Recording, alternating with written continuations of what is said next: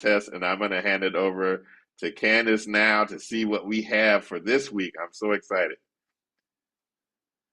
Oh, Well, James, you thank you so much. no It's problem. totally cool that you went longer than expected because it's super important that they get the course study and information that you have to deliver to them today. So it's all good.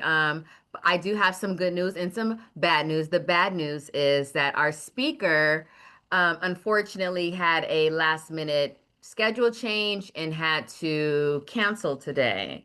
But the good news is that I am going to be the speaker and Oh, share a little bit more about myself, a little bit more about Live Out Live, the organization, and of course, share a little bit more about the live music industry because that's the background that I have expertise in from for the most part. And it's not listed on your music business agenda, this course. And so I figured why not share a little bit more about and answer any questions that students may have about the live concert performance and live music industry. So hope that's okay with you all. Show me some love if that's all good. All right, cool. So cool. Well, I will welcome questions in the chat, please.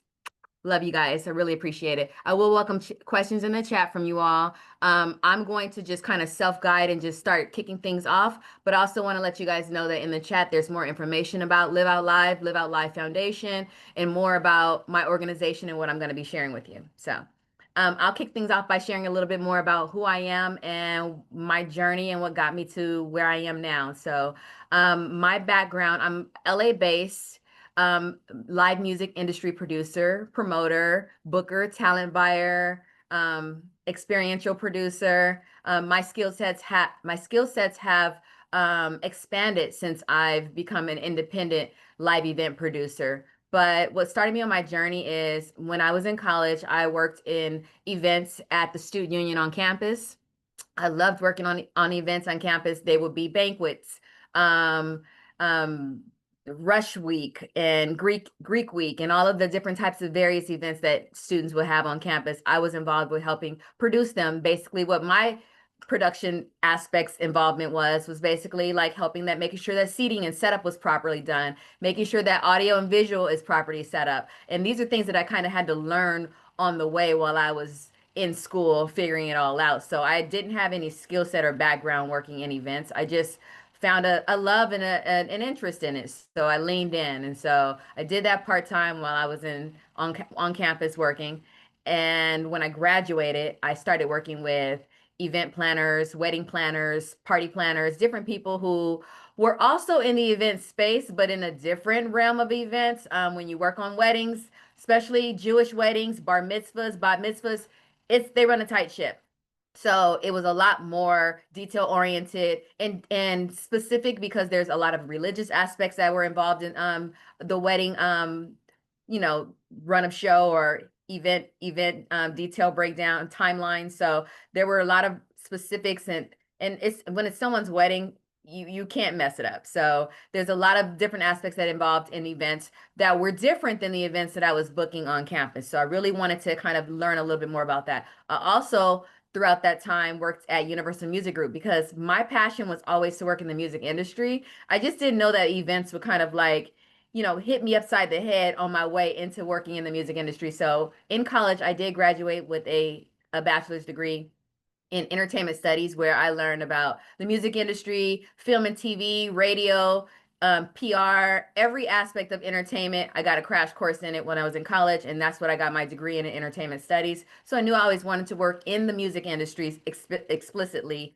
But I just had no idea where I was going to land in working in the music industry. I knew I started liking events on my way into working in the music industry. So I worked at Universal Music Group as my first entry level role as an executive assistant, and I started to learn about like working at a label and all of the aspects of what label has to offer, including and during this time it's interesting because streaming started to come into play and the labels were trying to figure out what that meant for the music industry. So there was a lot of transition and changes during my time at Universal Music Group. I was there for about 3 to 4 years.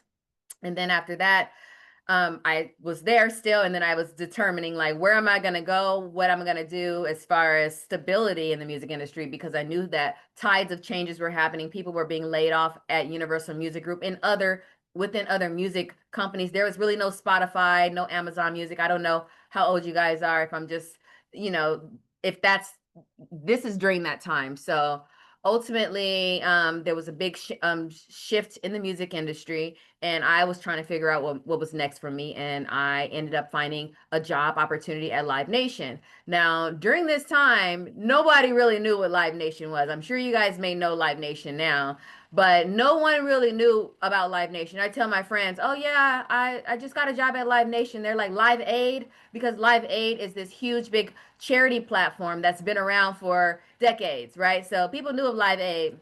Or if I said Live Nation, they go, oh, Rock Nation, because Rock Nation was Jay-Z's management company that people kind of already knew about, but no one really knew Live Nation. And so they know them now. So anyway, during that time, I got an entry level opportunity working at Live Nation. That was an opportunity for me to merge my love for events and my love for music into this one big career pathway. So I just created my trajectory while I was at Live Nation. I was there for 12 years. During my time at Live Nation, I was booking tours, routing tours. What a tour route is basically all of the stops that an artist is going to make on their tour. And that route includes different markets, regions, territories, cities, different locations that an artist is going to stop on during their tour route. So I was routing tours. I was working and collaborating with the box office team. I'm not a ticketing professional, but I have a lot of understanding in box office understanding because of my collaboration working with box office with Ticketmaster in particular. And obviously working with our tour marketing teams. So I'm not a marketer, but I have a lot of understanding about how to market a tour. So I'm sharing this because now I do these things independently. And I am an expert because I do them all now. But while I was at Live Nation, I collaborated with tour marketing, and what they did was help me identify different sponsorship and marketing opportunities to collaborate with artists that I was putting together tours for. So that's just kind of just a piece of some of the things that I was doing while at Live Nation. I learned how to work closely with artists and agents and their managers and learn how to negotiate. I learned how to read contracts and outline and or identify specifics within artist contracts. But I'm no lawyer. I learned how to secure sponsorship and work on budgeting and accounting, but I'm no accountant, but I am versed in all of these different areas because of what I learned throughout my time working in this one corporate space. So after about 12 years, I decided, although I loved my time at Live Nation and I learned a lot, I have a lot of IP that I was tired of the hamster wheel of corporate America and I wanted to bet on myself. And so essentially I launched Live Out Live. Live Out Live is a boutique booking and touring agency where I essentially work on tours and live events independently. I'm able to expand my reach. So I'm not only working on tours, I'm working on festivals. This past couple years, I worked on the Essence Festival. The Essence Festival, you guys may or may not be familiar with it, but it's a festival that's been around in the Black culture for over 35, 36 years. It's a brand that's been 55 years strong. So being able to contribute to that is really meaningful. I've worked on other independent festivals. There's a festival called Cousins Festival that I helped launch. It's based in Norfolk, Virginia. Pusha T, who is a rapper, one half of Clips, it's his festival. He had never done a festival before, and he enlisted me and a few others to kind of help him launch this. And we're going into our third year now. So those are some of the independent endeavors, as well as tours, comedy events, one-off shows. You name it, I've done it independently. Conferences. I've done so much more since graduating from Live Nation because there I was on this touring hamster wheel, which I'm grateful to have the skill set to produce tours, but also I'm grateful to have the independence as an entrepreneur in order to expand my reach in the live music industry. So I'm doing production now. I'm doing everything that you can ever think of now. And so for me, what made me fall in love with live music is because live music is human, it's real, it's energy transfer, it's community, right? It's us all being in one place sharing this experience. And so that's what made me fall in love with live music overall. I'm gonna take a beat and answer some questions, but I want to keep going because I want to share a little bit more about performance and culture and why live music matters in diversity and equity as well. So let's jump into some questions. Amber, thank you so much. Your journey sounds like what I'm trying to do eventually. Okay, can you tell me a little bit more, Amber? Just really top line what it is that you're trying to do? Um, basically, run an entertainment company at some point. Right now, I mentor a lot of different DJs and artists in the underground scene here in Detroit. I also am a partial owner of a venue here. So I'm trying to work on getting more, educated on how to operate and navigate in this environment. And I eventually want to help with tours and everything that you pretty much said. So I'm glad that you're one of the speakers today. So, and I Thank did you. uh, Thank you, Amber. Well, this is very timely. And so be sure to click on the links there and tap in with me so that I can help support you directly. Jim, do you want to ask me your question? Did you say for Yes. me to ask the question I put in the chat? Yes, please. Yeah. So I was just asking, do you have tips for someone that wants to get more competent on like all the different areas, like you said as well, and just getting more well versed in all these different areas simultaneously? Because I love Yes. what you're doing here. Awesome. Yes. So if you click on my website, you will see that we have a lot of programming and different resources and information on our socials. You can follow that and you'll find a lot of resources and information. We share a lot of information. We collaborate with organizations like AEG and Coachella and Golden Voice. And when they have festivals, we send young people there so that they can have some on the ground experience. So there's a lot of programming that we do, and there are other organizations that are similar to mine in the live music industry that I can point you guys in their direction. But if you're specifically wanting to work in the live events, concert business, I'm definitely down to help support you guys all in that area because that's the area that I'm the most passionate in, and I have the most information and resources and network in. So yeah, tap in. Mhm. Thank you. You're welcome. Who's up? Who's up? James. Yes. I have a lot of questions, but Oh let me boy. let me ask this. Let me ask this. How often do you and have you booked independent artists as openers for your tours and events? Do you find this is a good strategy for indies to seek? Yes. So I've done a variety of things. I've booked artists on as support in front of shows. I've booked like co-tours, like I did like a co-tour between some really popular artists that you guys might know. And I put artists on festival platforms as well. So that's kind of like putting them in front of as a support act in front of another audience. And I've done individual tours. So yes, putting an artist in front of an audience, putting an artist in front of an audience as support or as a festival performer is a good thing because it's a discovery opportunity for the audience to hear this new artist, you, to learn about your music, to learn about who you are. It's a great discovery opportunity. You want to share about who you are, you want to share where they can follow you, you want to share all the things when you have that moment. But you can't automatically assume that that audience will transfer over to being your audience. You can't assume that, right? You may get some follows, but one of the main things that I want to encourage you guys to understand as performers, build your community. Don't count on someone else's community to transfer into yours. Don't even count on your social numbers to transfer over into ticket sales. Count on the community that's actively engaging with you, that knows about your shows. There are artists that hardly have music rolling out, but that tour every single year, or they do have music rolling out and their community follows them and goes to they show up at every show because not only are they engaging with their community, but they're playing the right rooms. They're not in like 1,000. They're not like trying to play 1,000 capacity rooms. They're playing the right rooms. They're connecting with the right audience. They're in an intimate enough a space so that their audience can feel that energy transfer that I mentioned earlier. So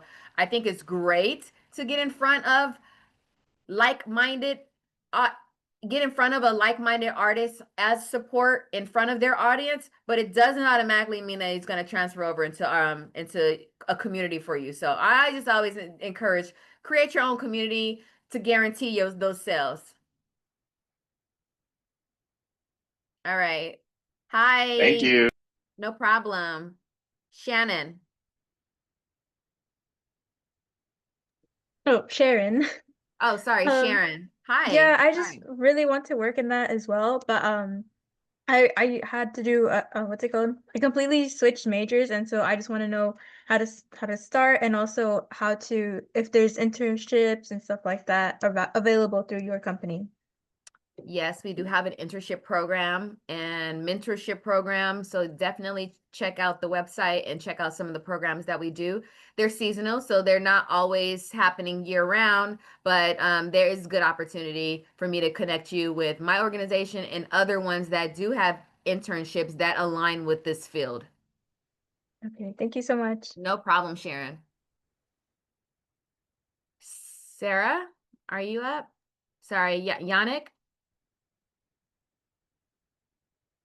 Oh yeah. Speaking to what your experience like in procuring like sponsorships, where do you see like is the best way for like independent artists to get sponsorships to help with their touring or to at least like get it kicked off so that they could spread their audience or widen their audience. And at the same time that where like it benefits the artist and it helps the business with their bottom line because that's the reason why you're booking them in the first place. Yeah, I would say sponsorship should align with your brand alignment, right? So like it should be, you shouldn't just reach out to if you don't smoke cigarettes, you're not going to reach out to a cigarette company to sponsor you, right? So like that's really an extreme example because cigarettes are, yeah, but so you're going to find brands that align with your brand and your likeness as an artist. One, so targeting them so that there is a genuine parallel or alignment to them, right? So that they could possibly see the benefit. Also coming up with reasons on what will be beneficial for them, like what makes sense. What do you have to offer, right? What can you offer them, and what will you wear their clothes? Are you into fashion, and will you wear their clothes every day on the tour, right? Will you do content in between there, showing off their hats? I don't know, you know what I mean? So coming up with real authentic ways that you guys can share in the value, but make it authentic, make it organic. Like you don't want to make up anything. And so those are the ones who normally I get sponsors when it's authentic, when it makes sense, when the brand can really see themselves fitting into it. Because brands definitely want to connect with music. Brands, all kinds of brands want to connect with music, but they want to find the right way to do it. So you help them find that way because you understand your brand better than them.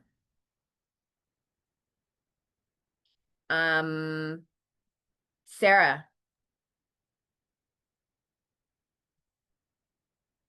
Is Sarah here? Hi, Sarah. I think you're on mute. I can't hear you. You want me to read it? I can read it. Thank you for talking to us. I'm a college student right now, and I'm wondering how you transferred what you learned in college to your jobs and interns. Also, what record label did you work under UMG? So I worked just for the general Universal Music Group umbrella, so not for any subsidiary or label underneath it. And this is long ago before they have a bunch of them. They had obviously a handful, but there are a ton of them now, like joint ventures or subsidiary labels and whatnot. But skills that I transferred, project management skills, being organized, communication skills, a lot of those soft skills, but hard skills like project management, soft skills like saying yes to opportunities and saying no to the wrong opportunities that's going to waste my time. Those are some of like the just simple transferable skills, right? Like if I know that there's a challenge or an opportunity that I want to learn about, asking to, help out or be a part of it. But other than that, like I said, project management or organizational skills are some of like the basic skill sets that I just needed to have in order to kind of continue to grow, and ones that I still value in now when I'm routing tours and working independently. Thank you. Let's see. Ray. Oh, yes, LaRussell does do a good job at building community. He is a great example of an artist that is building community in a very authentic way. He's not like trying to break the bank. He's not trying to like get multi-million dollars here, there, and everywhere. He's doing it in a real authentic way that and his music is culturally relevant. It's not too harmful for young communities and not too whack for the older community. So he's doing it the right way. So that was a good point, Ray. Becca? Oh, Ashley, you say you have a question? Let's hear it. Right. Thank you for your time, Candace. Of course. So I'm looking at the Wicked franchise as a sort of example of what I'm modeling a bit of my artistry on. And that's an intersection of a more theater stroke film and classical space, especially with the work that I'm doing sonically. And it has the ability to maybe be in more of the space that you've been talking about too, but I'm starting to kind of build an understanding as to how to navigate that territory, and I'm wondering if I might be able to reach out to you, or if you have any advice as to sort of how to assemble the building blocks of what I would need for that kind of thing. Yes, you can absolutely reach out to me, and I can point you in the right direction of people who are explicitly in that space that could be more of a mentor and guidance to you. But yeah, for general ideas, I can definitely connect with you one-on-one, but I have some people in mind that might be better resources for you that could help you that are explicitly in the theater space. I'm sorry if I missed it. Whereabouts can I reach out to you? I didn't see that. If you look in the chat, Mm.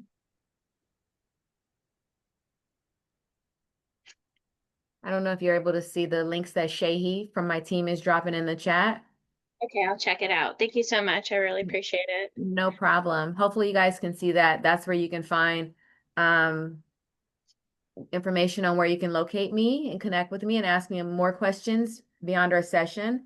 And then also there's a survey in there that I would love for you guys to fill out at the end of the session, because I think this is our last session together before you guys continue on with your coursework. But you guys can always connect with me offline after.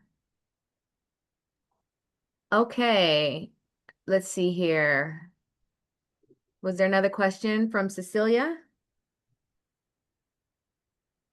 Yeah, so basically I'm really interested in live event production, and especially the production side of it, like things like doing lighting, doing stage design, things like that. So I wanted to know, how involved you are in that, and I guess just anything you have, any knowledge you have to share about that. Yeah, so yes, lighting. I want to share. Actually, I had read out a bunch of jobs that you guys may or may not know that are in that space. And so that is definitely one of them. And I'll answer your question, but I just want to mention a couple of others, including like being a talent buyer or a tour manager, a front of house monitor engineer, which is very much involved with the audio and the sound, production coordinator, which handles a lot of the different production aspects, stage manager, lighting designer, which is one of the roles that you're in mentioning or asking about, brand activations, sponsorship, VIP experience, merchandise, ticketing, festival operations, marketing, routing, experiential creative. So I just wanted to just list out a number of other roles in live events. My background obviously is in booking and talent buying and working behind the scenes to bring the event to life. But then I hand it over to a production team for the most part, who's going to be on the ground kind of helping execute it, right? So normally production personnel involve some of the roles that I just listed, including stagehands, front of house sound monitoring, lighting design. Some of those things you can actually go into school and take courses in lighting and sound so that you can understand the technical aspects of them. But those are very, very key roles, right? Because the production, the sound, and the light is the show for an artist, right? So those are key roles. Knowing how to cue those up, knowing how to dial those in is significant to going to school to learn about the technical aspects of it. So, and those technical aspects transfer from live events to film and TV production sets as well. Awesome. Yeah, thank you so much. You're welcome. Let's see here. Abigail. Hi, Candace. I was curious about what the biggest challenges that you've experienced over the last few years with your company and in this industry. I'm sure you felt since COVID and everybody is finally getting back into going to live events, and there was this really big boom. And now, at least at my venue, which is also a nonprofit, we've been getting priced out pretty significantly by larger agencies, larger venues, people with just more money than we have. So I know that your services are different than what we offer, but I'm very curious how you've been dealing with that and if this has taught you anything for your future work. Yes. I know that in the industry is ever evolving. I mentioned streaming services shutting out and evolving, the Universal Music Group's business structure. And then you're mentioning COVID, which has really impacted everything, but of course, live events for that quick moment. The industry is so politics heavy, right? Which is why a lot of agencies and venues, and there's all those politics that are involved in, they work with certain people and there's money involved here and there. So, or artists lean with certain things because of the politics behind it. That's why I mentioned earlier about finding your community, and that's why it's so important to find that, not only in the band and the crew that you want to travel with, knowing that you can trust them, but people who are also in my ecosystem that are hiring me or mentioning my name in certain spaces and giving me opportunities. That's really my community. I don't really advertise myself. I don't really go out there. It's about your connections and your relationships, and it always will be. So to me, relationships is the key to the gateway into every single thing, in my opinion, right? If people like you, if you go into rooms and you allow the room to vibrate higher, people are going to want to be next to you. People are going to want to pull you in. People are going to want to hire you and give you opportunities. So for me, even though things change, I expect them to change. I always lean on how am I going to cultivate and or leverage the relationships that I have. And that's how I've been able to navigate the relationship, because it's politics heavy, it's money heavy, where I don't have a lot of the money and resources to put behind my independent tours. So I have to be very creative. I have to work closely with the artists and find out what affinity do they have in brands, so that I can go after the right brands and try to connect them with the right brands and get the right sponsorship. And also just doing really great work, right? I got to do really, really, really great work as an independent entity so that it translates into, quality work, but also people see it and people respect it and value it. And that's kind of how I keep going. But like I said, it's hard to think about how things change, because I've been through these different changes. I was at Live Nation when Live Nation and Ticketmaster merged. So I've been through a lot of these major changes in corporate structure. And so I'm just you know what? As long as my relationships are tight, as long as I continue to, navigate it in a results driven way, I can't do anything about those major changes, right? But they have definitely knocked us all off our block. But for me, COVID was an opportunity, right? So that's kind of how I looked at it. Yeah, next, any other questions? Let's see here. Did anyone else have any other questions? And I can keep it rolling. I think we only got about 10 more minutes. I want to talk about Live Out Live Foundation and the organization that, yes, I have a booking and touring agency, but I also have a nonprofit organization. So I have these two arms to my company. And the foundation is heavily involved and inspired by my journey, just working as a Black woman navigating the live concert industry. Heavily male dominated, heavily older white male dominated, right? Because that's just the tide and how things have been. But the reason why I picked up this torch and I'm carrying it around the representation and access for the live music industry is because one, I have responsibility to it, having being a leader in that space, a thought leader now in that space, having the knowledge and information that I have, not wanting to gatekeep and wanting to share, but because also I think that behind the curtain should also reflect key decision making narratives and no gatekeeping when it comes to diversity and equity. Like, right, the people on stage should reflect who's behind the stage and vice versa, right? And so I knew for a long time that that wasn't the case. And so I knew those real narratives and stories and decision making on our behalf, on the behalf of people of diverse background, was not clearly being executed. So I picked up this torch because I want to see more diverse stories on stage. I want to see more quality, diversity behind the scenes.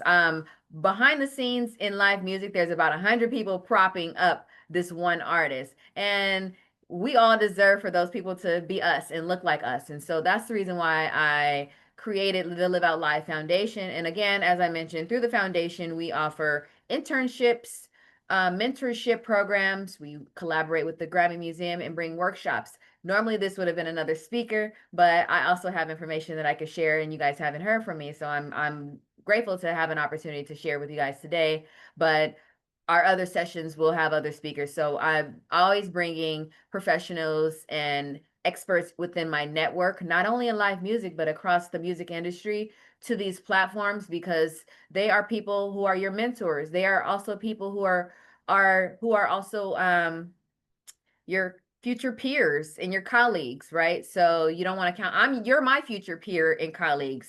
So you don't want to count those connections and those opportunities to build a relationship out because as I mentioned to you, the reason why I've been able to have success independently as an entrepreneur is because of the relationships that I built my whole entire career when I was in corporate America and since leaving corporate America. So I wanted to share a little bit about the Live Out Live Foundation with you guys so that you guys know to tap in. I really appreciate you, Ashley. And let's see, a few other things that I noted. Something that I would tell my younger self is to one of the things I noted that I do now that I would have maybe done a little bit sooner, but I say yes to a lot of really hard opportunities or challenging opportunities. And then I say no to ones that I don't feel like are going to serve me or that are going to add value to my development or growth or that I'm going to be strong in it. If I'm not going to be excellent in it, I really say no to it. If I'm like, probably going to give half of my effort. So that's something that I would tell my 19 to 20-year-old self. And just also to trust my gifts and to be courageous. And because I haven't always been, but I think that being able to be an entrepreneur has built my confidence in my abilities and allowed me to be on stages like this and sit in front of students and young people to share my knowledge and my information because I was shy before. And I think corporate America kind of gives you this, like, you belong to me. Don't do anything without my permission type of stance. But you guys should always move unapologetically and do what you feel is right. Do it with kindness and respect. And I'm going to leave you guys with that. I know you guys have probably heard a lot of talking, and I really appreciate the questions. There's one more question, Sharon, that you asked. What is something in your career that you didn't expect to deal with? COVID? No. Right? All of us, right? Like what? For me, transitioning out of corporate America into entrepreneurship, it's just been the biggest thing that I've ever experienced, the biggest flex, but the hardest thing that I've ever experienced, right? Because corporate America was my safety net. It's all I knew. I grew up being told, go and work for someone, go and be great and work at this job and in this company. And I always saw myself as an entrepreneur, like always figuring like, how can I make this company better? What can I do to, I got an extra time. What can I do to excite myself while I'm in this space that's going to add value to this infrastructure? But I found myself now eager to wake up to add the value to my own infrastructure now, and it being so much meaningful now. And I tell myself, if I want consistent pay, then I'm going to go work for someone. If I want more pay, then I'm going to work for myself, because the sky's the limit when I bet on myself. So that's something that I didn't expect to deal with, that now